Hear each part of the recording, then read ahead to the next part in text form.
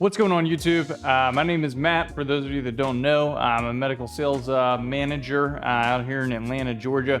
And I wanted to give you what I think is the honest representation of medical sales college. I think it's great, but I think it has to be for the right person or like the right demographic that fits that mold to be getting into medical sales college. However, that's going to be for a couple reasons that I'll explain in the video. So if you're into anything medical device sales, real estate, personal finance, that kind of thing, please subscribe down below. I'll be posting a lot more videos now that I'm finally planted in Atlanta. So without further ado, we're going to get right into it. So first and foremost, I wanted to say that breaking into medical device sales without experience is not impossible. Most people that are joining medical sales college sort of view it as that impossibility that, joining medical sales college will propel them and increase their chances of getting hired. That is 100% true. But I do just want to mention for the notion that it's not impossible to do on your own. It does require grit. It requires a lot more hard work. It requires you to expand your network into areas you probably didn't think you had to before, or even, further bounds than you thought you would ever have to go to even just get your foot in the door. And medical sales college pretty much gets you this right off the bat because you are specifically trained to go in to be an associate rather than you doing the training yourself to try and get the role. So my personal experience, you get B2B experience actually going out and trying to find recruiters, trying to work with recruiters, trying to work with other people that are going to break you into the industry. So it is sort of a good preliminary to a sales role because you're essentially selling yourself to people that don't know you.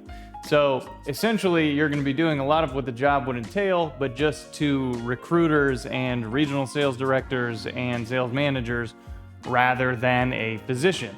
So in my opinion, I think if you go the medical sales college route, it almost does you a disservice from the selling piece because, at least you'll be able to cut your teeth a little bit with finding a job unless, you're in a position that you think medical sales college is the best way to go.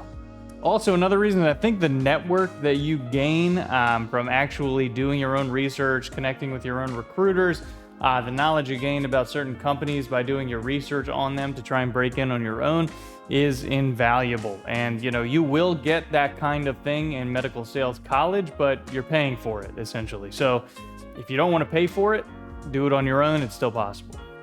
Another thing that I want to hit on is a lot of the people that are in medical sales college actually have a degree and B2B sales experience. They just want to take the next step and they think that they can't break into medical device sales without being trained prior.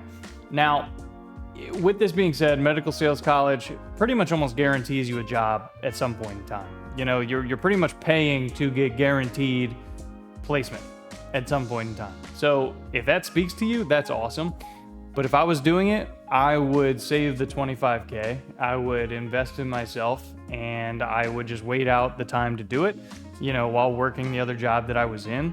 But honestly, that's just me. If people have money like that to spend, they want to spend it, and they want to, go and do their time in medical sales college, more power to them. But I do want to hit on the fact that it's not impossible to do on your own.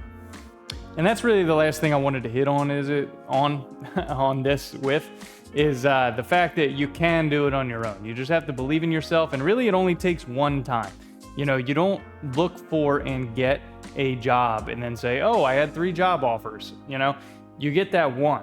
And then once you get that one, that's really all you need. So you can have 3 different job offers, obviously, and some people do, but you only take one job is my point. So you really only need one.